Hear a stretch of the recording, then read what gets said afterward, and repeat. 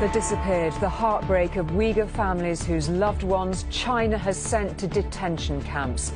In exile in Turkey, they tell Emma of parents and siblings they haven't seen for years after the Chinese government sent them for so-called re-education, never to be seen again. They want the world to wake up.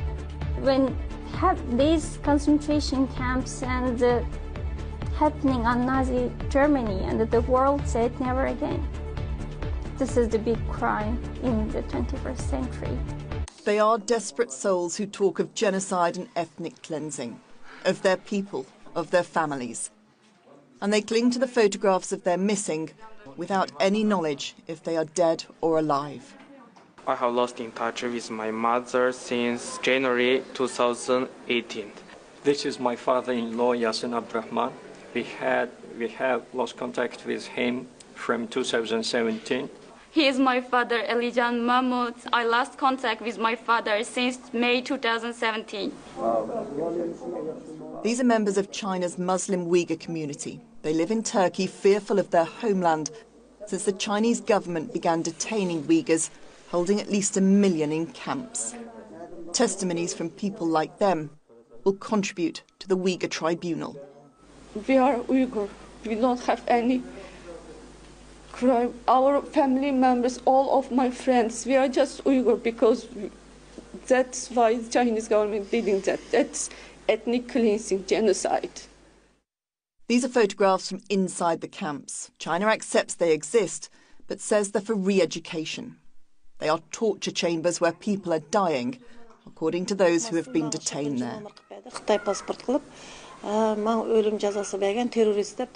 was given the death penalty, accused of being a terrorist and assisting terrorists. It was written on a piece of paper. What hurt me most was being questioned for 24 hours while tied on a tiger torture chair, without water and sleep. Every time I dozed off, they gave me an electric shock. While sitting on that chair, my feet were off the ground in 5-kilogram shackles, which became so swollen and painful. I passed out, so they took me to hospital.